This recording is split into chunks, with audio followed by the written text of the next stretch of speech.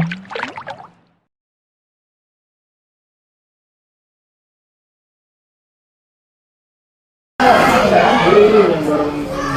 pagi rekan-rekan guru yang saya hormati.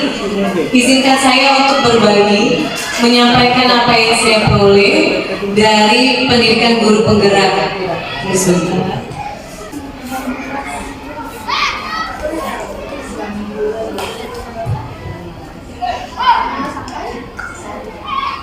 Baiklah, hal yang ingin saya sampaikan pada hari ini adalah mengenai budaya positif di sekolah. Bapak Ibu mungkin sudah tidak asing dengan kalimat budaya positif, karena beberapa di antara kita, bahkan mungkin semua di antara kita sudah menerapkan budaya positif ini di kelas maupun di sekolah. Apa itu budaya positif? Budaya positif adalah pembiasaan-pembiasaan positif yang tertuang dalam keyakinan kelas dan sekolah. Iya, mohon maaf ya, namanya teknologi, putus nyambung.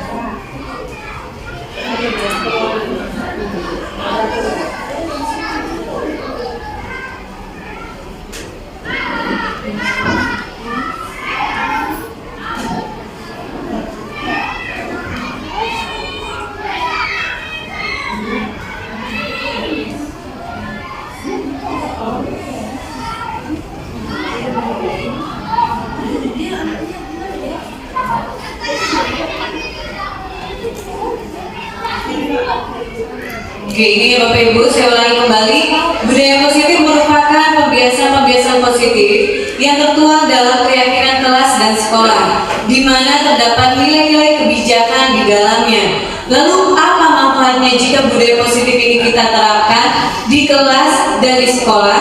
Yakni, manfaat yang pertama, budaya positif akan menciptakan rasa aman dan nyaman pada murid selama berada di lingkungan sekolah. Yang kedua, terciptanya lingkungan positif di sekolah.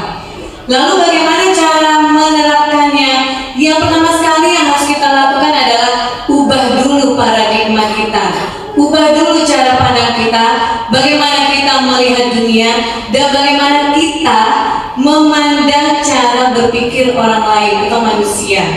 Nah, dari awalnya stimulus respon, itu harus kita ganti dan kita ubah paradigma kita menjadi teori kontrol. Apa itu maksudnya? Di teori kontrol, itu setiap orang memiliki gambaran berbeda. Kemudian kebutuhan kita berbeda. Nah, saya lanjutkan saja dulu ya. Kita berusaha memahami pandangan orang lain tentang dunia. Semua perilaku memiliki tujuan, bahkan perilaku menyimpang yang dilakukan oleh siswa kita. Jika dia melakukan kenakalan, pasti ada alasannya. Nah, itu namanya teori kontrol. Jadi kita harus berpikir apa yang menyebabkan dia melakukan hal ini. Jadi tidak langsung judgement, tapi kita cari tahu dulu, telah dulu, analisis dahulu.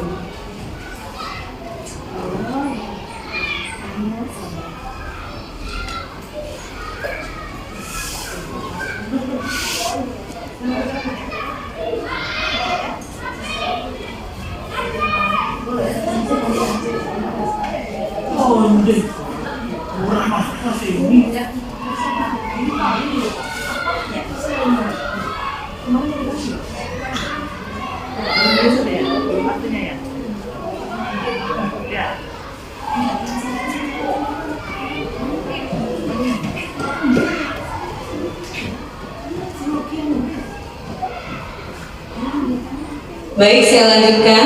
Lalu, untuk mendapatkan budaya positif tentu diperlukan disiplin.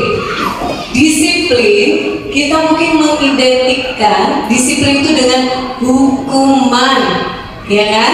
Padahal disiplin itu bukanlah identik dengan hukuman. Lalu kita menganggap disiplin itu tidak nyaman. Tidak nyaman ini anggapan yang salah. Disiplin positif itu sebenarnya disiplin dari diri kita dan motivasinya internal karena kita memang meyakini nilai-nilai kebajikan.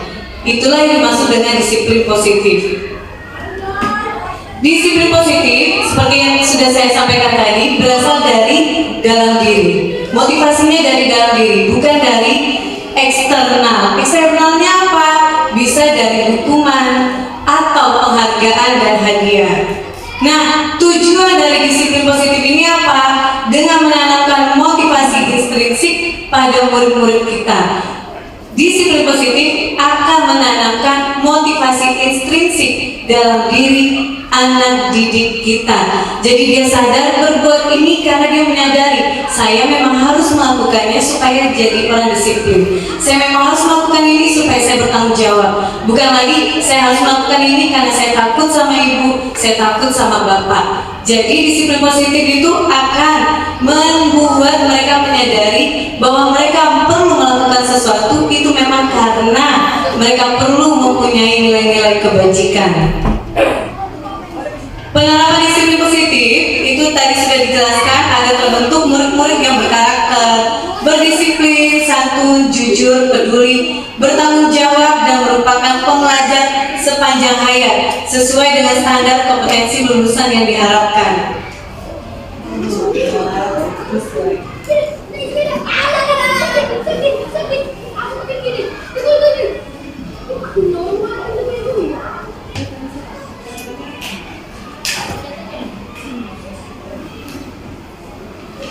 Oke, jadi menurut standar pendidikan nasional, dalam rangka menciptakan lingkungan positif, maka setiap warga sekolah itu perlu saling mendukung, menghayati dan menerapkan nilai-nilai kebajikan yang telah disepakati bersama. Makanya harus membuat kesepakatan. Nanti kita lanjut ke tahapan itu. Lanjut berikutnya, tadi sudah saya sampaikan bahwa budaya positif itu terkait dengan nilai-nilai kebajikan. Nilai-nilai kebajikan universal menurut 6 institusi atau 6 organisasi yang paling sudah kita ketahui, yang sudah khatam kita tahu itu dari Kemendikbud, yakni 6 dimensi profil pelajar Pancasila. Yang lain-lainnya itu ada dari PYP, dari 9 pilar karakter, dan tiap-tiap organisasi ini menyampaikan lagi nilai-nilai kebajikan itu apa saja. Ada di antaranya toleransi, kreativitas, kerjasama, percaya diri, toleransi, rendah hati, kepemimpinan, dan lain-lain. Nah, ini dia 3 motivasi perilaku manusia yang saya sampaikan tadi, bahwa mana tahu kita, saya, atau anak didik kita melakukan sesuatu itu karena 3 motivasi ini. Belum tampil di sini, mohon maaf. Yang pertama karena takut dihukum, atau misalnya kita takut kena marah atasan. Terpaksa ikut ini, ikut itu karena takut nanti dimarah atasan misalnya. Yang kedua karena kita mengharapkan penghargaan. Contohnya kita mengikuti pelatihan, niatnya yang pertama supaya dapat sertifikat. Ini motivasinya. Berarti motivasinya adalah hadiah. Sedangkan motivasi yang ketiga itu untuk menjadi orang yang mereka inginkan dan menghargai diri sendiri dengan niat-niat yang mereka percaya. Dari 3 motivasi ini, mana yang paling baik Bapak Ibu? Yang motivasi pertama hukuman, takut dihukum. Motivasi kedua karena ingin mendapatkan hadiah atau penghargaan. Yang motivasi ketiga karena mempercayai nilai-nilai keyakinannya. Mana yang paling baik? Yang ketiga. Tuh, kira. Sebentar, coba. Oke, kita lanjutkan. Sini saya sudah siapkan satu video, mudah-mudahan kedengarannya jelas dan dapat diputar dengan baik di cuaca seperti saat ini. Masih loading.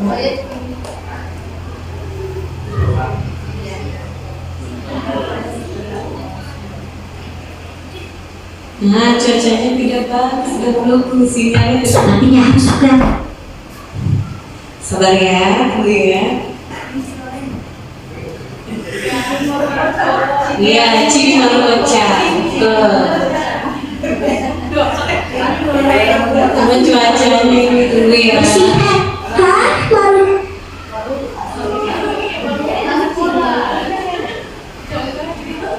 Kok baik sekali?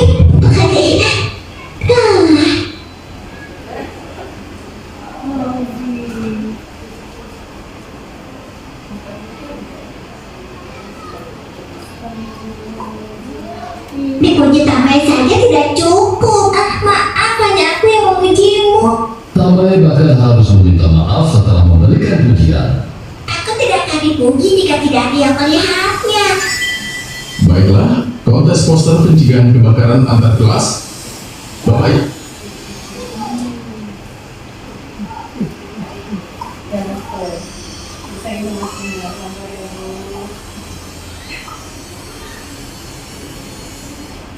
Ingin kalian semua menggambar poster itu hari ini juga. Kontes. Marco, kau pintar menggambar. Ayo berusaha dengan keras. Kau benar. Sepertinya yang di atas masih membantuku. Aku akan memenangkan hadiahnya dan mendapatkan cerah itu. Selesai. Marco, kau sangat hebat. Oh ya, benarkah?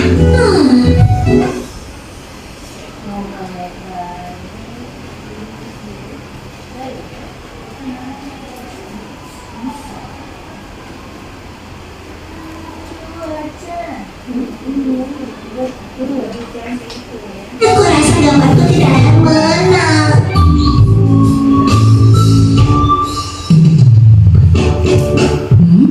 Maruko? Hah?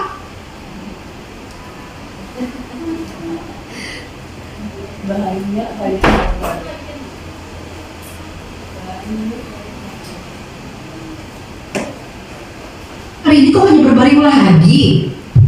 Ada apa? Atau kau sakit? Aku tidak bisa melakukan apapun yang bisa dipuji.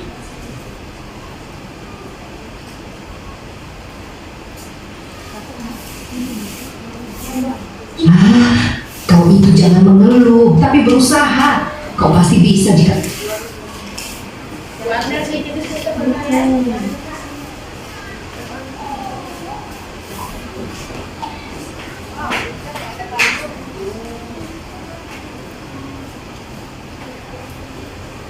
Ya sudah, kalau begitu ibu akan makan coklatnya sendiri. Baiklah, Hmm? makan saja. Karena aku tidak akan pernah bisa mendapatkannya, Bib. Halo? Siapa yang... Hmm? Makan saja. Karena aku tidak akan pernah bisa mendapatkannya. Lebih baik ibu memakannya. Maruko?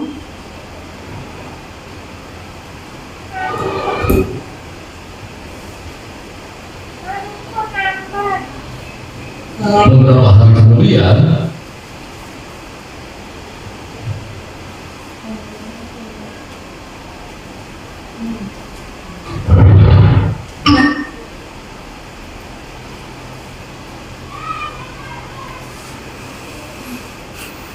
Baik, saya cukupkan saja videonya, padahal inti dari cerita ini ada di bagian akhir. Saya berharapnya tadi bisa lanjut tanpa kendala, tapi manusia berencana, Allah yang menentukan. Ya. Jadi intinya, Maruko tadi melakukan sesuatu berharap apa, Bapak Ibu? Motivasinya apa? Pujian. Lalu apa lagi? Hadiah berupa coklat. Di ujung cerita ini ternyata Maruko tidak mendapatkan coklatnya. Coklatnya sudah terlanjur diberikan oleh ibunya kepada tamu dan Maruko kecewa. Dari cerita ini kita bisa simpulkan bahwa hadiah tidak maksimal dalam menerapkan nilai-nilai atau budaya positif. Karena pemberian hadiah bisa saja mengecewakan orang yang sudah berharap untuk mendapatkan hadiah. Lalu hadiah dikatakan tidak optimal dalam menerapkan disiplin positif. Kenapa? Karena bisa saja hadiah atau pemberian penghargaan dapat merusak hubungan. Ada yang iri karena seseorang mendapatkan penghargaan, gitu ya. Jadi merusak hubungan. Nah, menurut Bapak Ibu, motivasi manakah yang saat ini paling banyak mendasari perilaku murid-murid kita di sekolah? Apakah motivasi pertama, kedua, atau ketiga? Pertama, takut hukuman. Hadiah, ada yang menjanjikan hadiah? Oh iya, betul. Saya juga dulu semester 1 saya menjanjikan pakai poin. Setelah tahu saya ubah dan saya jelaskan ke anak-anak, semester 2 ini kami stop poin supaya mereka menyadari mereka harus melakukan itu karena mereka memang perlu dan perlu mempunyai nilai-nilai positif di dalam kehidupan mereka, bukan iming-iming hadiah. Untuk menegakkan disiplin positif itu ada 3 pendekatan. Yang pertama hukuman, kedua konsekuensi, 3 restitusi. Mana yang untuk disiplin positif? Itu poin 2 dan 3. Hukuman dihindari dan kalau bisa ditiadakan.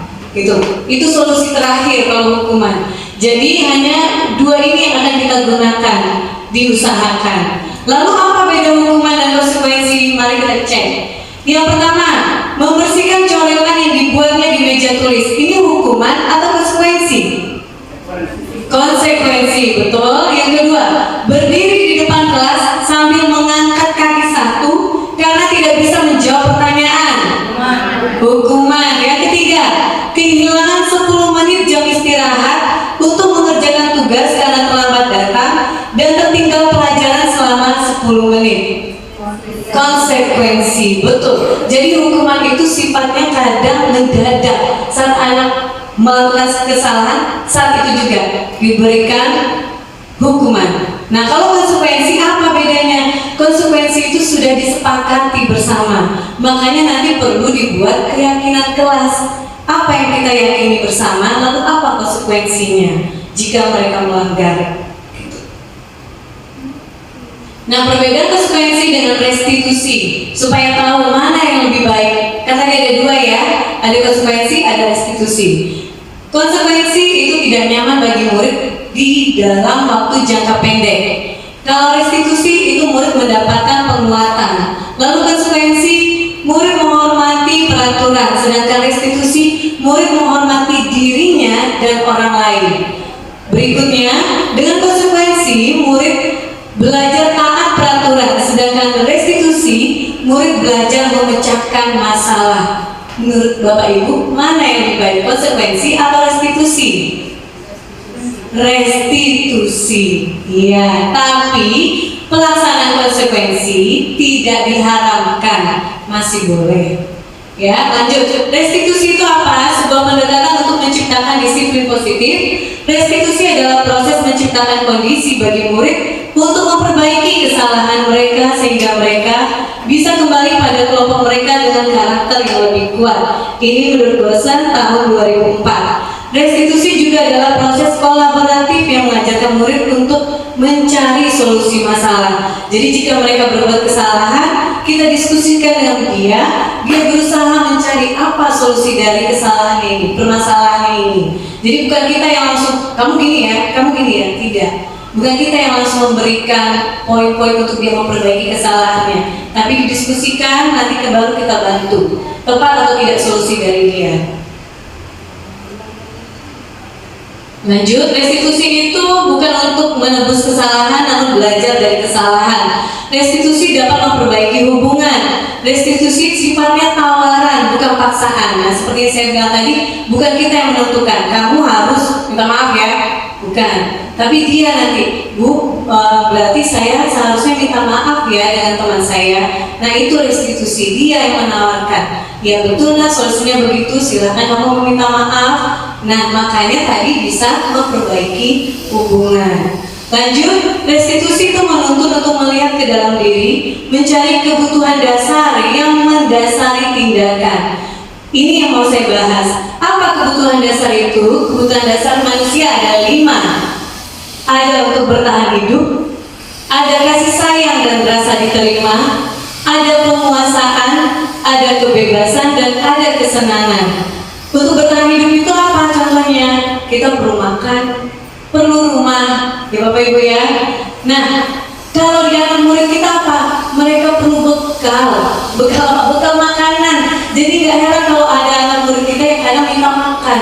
Mungkin dia perlu memenuhi kebutuhan dasar hidupnya, yaitu untuk bertahan hidup karena dia sudah lapar gitu. Jadi tak heran ada yang meminta-minta makanan temannya. Lanjut, kebutuhan dasar berikutnya kasih sayang dan rasa diterima. Anak-anak dengan tipe ini yang membutuhkan kebutuhan ini biasanya dia suka dengan guru yang dia sukai. Itu cirinya. Oh, saya suka sama ibu ini karena saya disayang. Berarti dia memang kebutuhan dasarnya adalah perlu kasih sayang dan rasa diterima. Selanjutnya penguasaan. Penguasaan ini apa contohnya? Anak-anak yang memiliki kebutuhan ini biasanya selalu ingin menjadi pemimpin. Bu saya bukan ada ini seperti itu Bapak Ibu ya. Dia terus yang mau di kelas. Berarti dia kebutuhan dasarnya adalah penguasaan. Lanjut apa lagi? Anak seperti ini sukanya mengamati sebelum mencoba hal baru, merasa kecewa bila melakukan kesalahan, rapi dan sistematik dan selalu ingin mencapai yang terbaik. Berarti ini kebutuhan dasarnya adalah penguasaan. Kebutuhan dasar keempat adalah kebebasan. Apa contoh anak yang butuh kebutuhan dasarnya adalah kebebasan? Anak ini suka bergerak. Nah, coba dicek, mana tahu di kelas itu ada yang suka bergerak-gerak. Barangkali kebutuhan dasarnya adalah dia pengen, dia ingin bebas, iya. Lanjut apa lagi? Tidak terlalu terpengaruh orang lain dan senang mencoba hal baru. Lalu mereka juga perlu banyak bergerak. Makanya Bapak Ibu di ruang kelas itu tidak boleh anak hanya diam. Kasihan karena yang butuh kebebasan akan tertekan. Jadi perlu ice breaking. Misalnya sudah nampak mereka jenuh, biarkan mereka bergerak, kita ajak bergerak. Carilah ice breaking yang bisa membangkitkan semangat mereka. Karena ada yang kebutuhannya kebebasan. Lanjut berikutnya, kesenangan. Anak yang butuh ini perlu apa? Anak ini bisa berkonsentrasi walaupun melalui permainan. Makanya tidak masalah, bahkan bagus menurut Ki Hajar Dewantara pembelajaran itu diintegrasikan dengan permainan karena dunia anak adalah dunia bermain.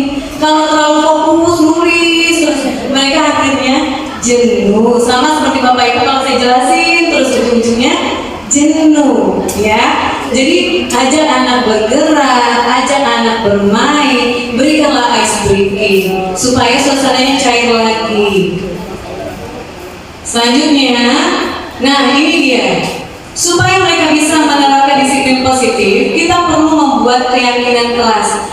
Kenapa tidak peraturan kelas saja bunyinya? Kenapa harus keyakinan kelas?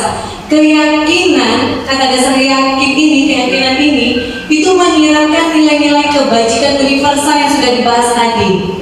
Makanya disebut keyakinan. Apa yang kamu yakini? Gitu. Jadi saya meyakini saya harus disiplin Ibu, saya meyakini saya harus jujur Bu, saya meyakini saya harus bertanggung jawab. Makanya kita sebut keyakinan kelas.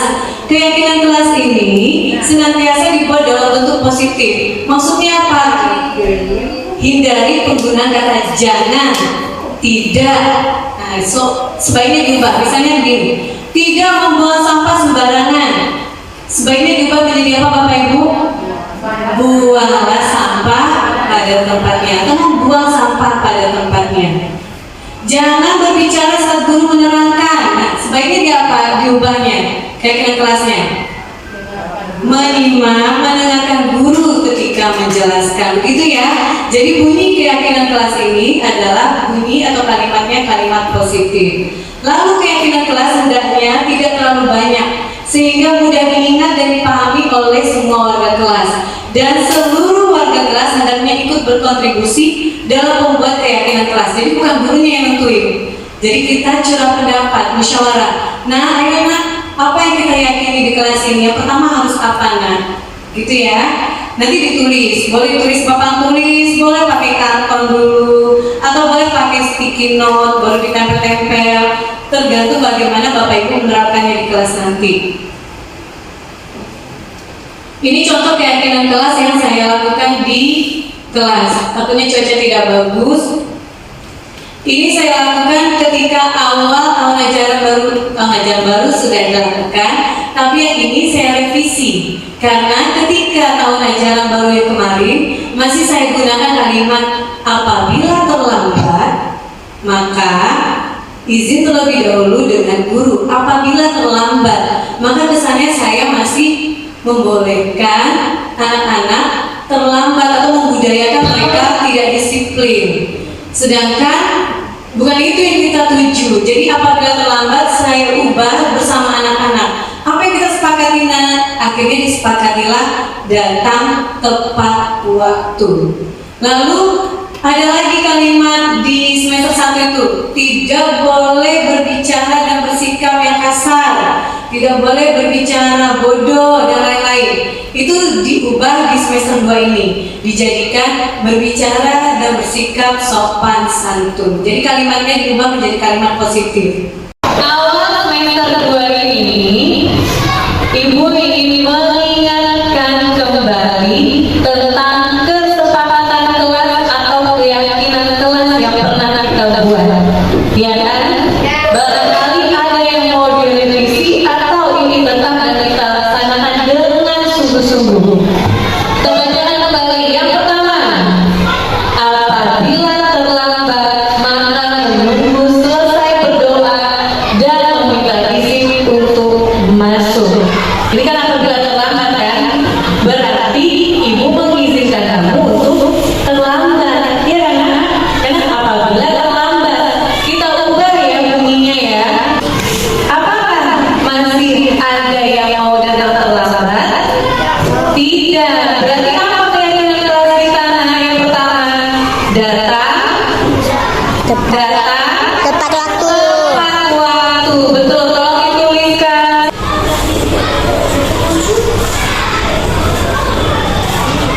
Ditulis dulu di papan tulis seperti biasa, seperti yang kemarin. Nanti ibu cetak.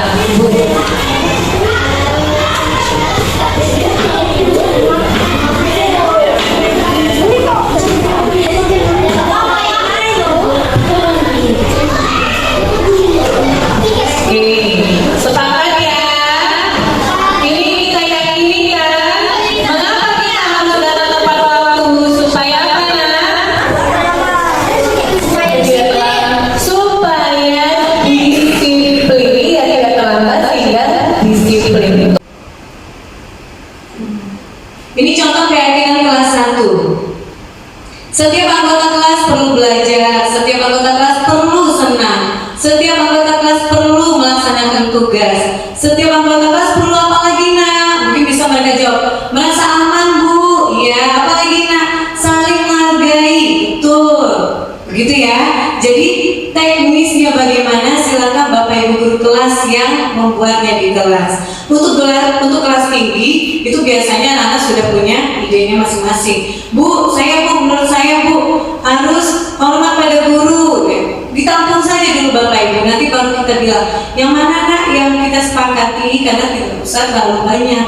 Yang gitu tadi ya. Ini tidak muncul, seharusnya benar ya Allah. Ini selain membuat keyakinan kelas, boleh juga kita membuat kegiatan seperti ini. Kita diskusi dengan anak-anak, guru tugasnya apa, murid tugasnya apa. Dari situ kita tahu nanti guru tugasnya bukan titik-titik, mungkin hanya jawab, bukan marah-marah, bukan ngasih umpan terus-terusan gitu kan. Biarkan saja mereka bebas dan berkreasi. Nanti murid tugasnya bukan ribut saat guru menjelaskan. Nah itu bisa. Ini bisa dilakukan bukan hanya di kelas bapak ibu. Saya juga mencontohkannya dengan Zia karena bisa digunakan juga untuk anak kita di rumah. Mama tugasnya apa? Kamu tugasnya apa? Yang bukan tugas mama apa? Itu didiskusikan. Nanti anak itu kadang ngomong, anak saya juga ngomong, bunda tugasnya bukan marah katanya. Terus bukan apa lagi? Sesuai dengan yang dia tidak sukai dengan kita, tapi kita jelaskan suatu saat bunda perlu memberikan arahan ke kakak, menasihati kakak gitu. Jadi bapak ibu tidak hanya di kelas, di rumah juga bisa dibuat. Saya membuatnya ketika itu bersama Zia menggunakan Canva. Jadi kami ketik sama-sama, kemudian kakak mau tambah foto kita, tambahkan, biarkan dia suka dan dia ingat. Lalu kakak mau tambah ini lagi, silakan. Itu ya Bapak Ibu ya. Nah, untuk menerapkan budaya positif itu, kita punya 5 posisi kontrol. Ada posisi sebagai penghukum, ada sebagai pembuat rasa bersalah, ada sebagai teman, pemantau, dan manajer. Penghukum itu biasanya menggunakan hukuman fisik dan verbal. Kalau pembuat rasa bersalah biasanya guru akan bersuara lembut, kata-kata yang agak keras seperti ibu sangat kecewa sekali sama kamu, lembut tapi kena, ya kan? Terus anak rasanya dia berbuat salahnya itu salahnya luar biasa sampai ibunya kecewa. Nah itu membuat rasa bersalah. Murid akan memiliki penilaian diri yang buruk tentang dirinya. Nah kalau sebagai teman apa? Mereka akan berkata, gurunya akan berkata, ayolah bantu ya Bapak ya, jangan lagi ya. Nanti sampai ketawa tuh. Nah itu sebagai teman posisi kontrolnya, bukan sebagai pembuat rasa bersalah. Sisi positif di teman ini ada. Kalau Bapak Ibu menerapkan posisi kontrol teman, itu ada sisi positif, ada negatif. Positifnya hubungan kita dengan siswa makin dekat. Negatifnya saat kita tidak pro dengan dia, maka dia kecewa. Nah, itu jika kita di posisi teman. Lanjut posisi pemantau. Posisi pemantau biasanya guru itu menggunakan catatan dan daftar cek beberapa kali dia sudah melakukan pelanggaran. Lalu disampaikan ke dia. Seperti ini pertanyaannya, peraturannya apa? Apa konsekuensinya? Kamu sudah melanggar apa? Apa konsekuensinya? Berarti ini pemantau. Sekali lagi saya tekankan bahwa konsekuensi tidak diharapkan. Karena disiplin positif boleh konsekuensi, boleh restitusi. Namun yang paling baik adalah posisi restitusi. Nah, posisi restitusi itu ada di posisi kontrol manajer. Sebagai manajer, guru berbuat sesuatu bersama murid, mempersilahkan murid mempertanggungjawabkan perilakunya dan mendukung murid agar dapat menemukan solusi atas permasalahannya sendiri. Ini mari kita bahas, kita cek posisi mana ini. Yang pertama, jika ayolah kamu kan sudah janji sama Bapak, mengapa kamu masih terlambat lagi? Sampai tertawa. Berarti ini posisi apa? Betul, posisi teman. Yang kedua, kamu terlambat 15 menit. Kamu sudah mengerti konsekuensinya yang harus dilakukan jika terlambat? Posisi apa? Posisi apa tadi? Posisi apa tadi yang menggunakan konsekuensi? Pemantau, ya. Soal ketiga, kamu sudah berjanji tidak akan terlambat lagi. Kamu benar-benar mengecewakan ibu. Ini betul. Nomor 2, membuat rasa bersalah. Nomor 4, apakah kamu mengetahui jam berapa sekolah dimulai? Kira-kira bagaimana kamu akan memperbaiki masalah ini? Betul, posisi 5, posisi manajer. Jadi kita tawarkan ke dia bagaimana cara dia mengatasi masalahnya ini. Yang kelima, terlambat lagi. Nah ini kalau usah acting memang begitu ya. Terlambat lagi, selalu datang terlambat. Betul, penghukum. Biasanya melapor, itu bang. Nah, untuk menerapkan posisi manajer dan pendekatan restitusi, kita perlu menggunakan segitiga restitusi. Apa tahapannya? Menstabilkan identitas, validasi tindakan yang salah, dan menanyakan keyakinan. Ini dia. Di menstabilkan identitas, kita memahami bahwa semua akan melakukan hal terbaik yang bisa kita lakukan. Validasi tindakan yang salah, semua perilaku memiliki alasan. Jadi dia berbuat hal itu pasti ada alasannya. Kita cross check terlebih dahulu. Yang ketiga, kita tanyakan keyakinannya, karena kita semua memiliki motivasi internal apa yang kita yakini. Ini dia segitiga restitusi. Untuk pertanyaannya, contoh pertanyaannya, saat menstabilkan identitas, anak datang nih bermasalah. Kita nggak langsung, oh kamu apa yang kamu lakukan? Kan kita tidak itu lagi tadi ya. Karena kita sudah mau menuju tahap manajer dan menggunakan pendekatan restitusi. Kita sampaikan, Bapak Ibu tidak tertarik mencari siapa yang salah, tapi Bapak atau Ibu ingin mencari solusi dari permasalahan ini. Nah, setidaknya dia tenang dulu, aman nih. Enggak amuk dulu. Biasanya langsung kan amuk. Terus apa lagi? Iya betul, kamu berhak merasa begitu. Begitu dia menjelaskan, iya iya, kamu berhak merasa begitu. Lalu divalidasi tindakan yang salah. Tuh ya, iya kamu berhak merasa begitu. Lalu tanyakan, tapi itu tepat tidak kamu lakukan? Itu kan validasi tindakan yang salah. Tidak sih Bu, terus mengapa dilakukan? Nah dia jelaskan nanti. Oh saya gini Bu. Nah tahap yang ketiga, tanyakan keyakinannya. Ini sesuai tidak dengan keyakinan kelas kita. Ini sesuai tidak dengan nilai-nilai yang kamu yakini. Tidak Bu, saya tidak disiplin. Ini sudah saya terapkan juga beberapa kali pada siswa dan pada Zia, anak saya. Jadi bisa ditanyakan, ini sesuai tidak dengan nilai yang kamu yakini? Tidak. Apa nilai kamu yakini? Saya seharusnya datang tepat waktu Bu, saya seharusnya disiplin. Maaf ya Bu, kan keluarga. Maaf ya Bu, bertanyakan. Lalu apa solusinya? Berarti bagaimana seharusnya? Berarti lain kali saya harus bangun lebih cepat Bu.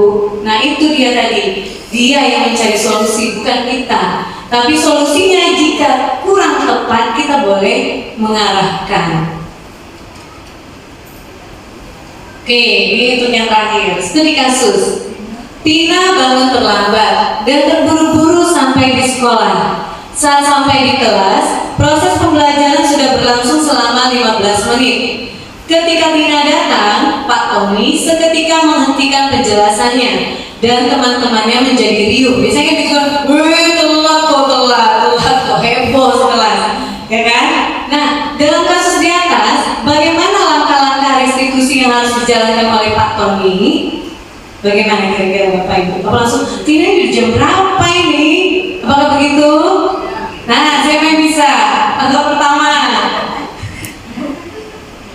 Apa yang harus dilakukan Pak Tommy yang pertama Bapak Ibu? Nah, untuk restitusi, saya jelaskan kembali, untuk restitusi ini tidak harus di saat itu ya. Boleh dipersilakan dulu dia masuk, nanti setelah istirahat boleh disuruh bertemu. Tina, tolong temui Bapak ya, kita akan laksanakan restitusi. Boleh begitu, karena memang sifatnya undangan, bukan langsung seperti itu Bapak Ibu. Jadi apa langkah-langkahnya setelah Tina bertemu dengan Pak Tony?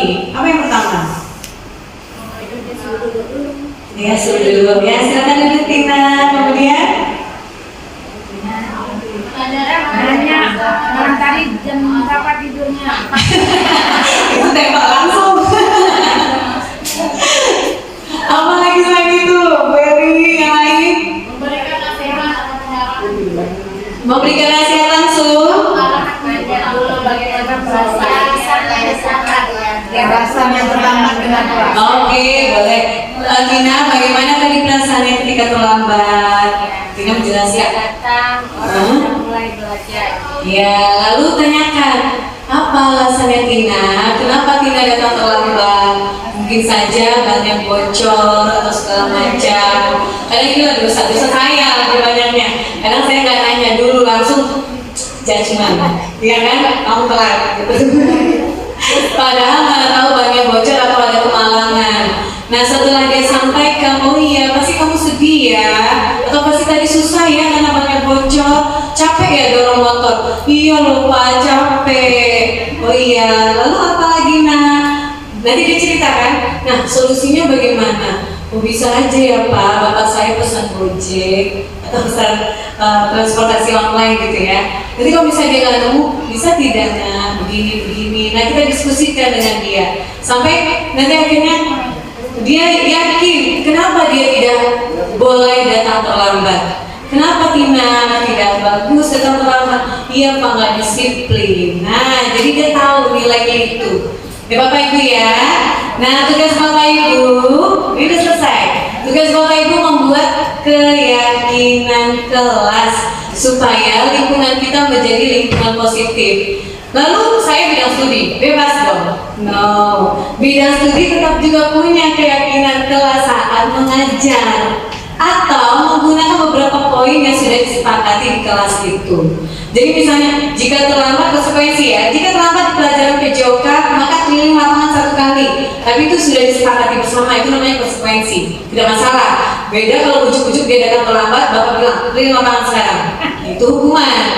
Oke, jadi kalau mau berikan konsekuensi harus disepakati bersama. Jadi guru bidang studi boleh, bahkan harus memiliki keyakinannya juga, keyakinan kelasnya juga saat mengajar. Apa yang perlu diterapkan? Demikian ya Bapak Ibu ya, mohon maaf atas segala kekurangan. Saya akhiri, assalamualaikum warahmatullahi wabarakatuh.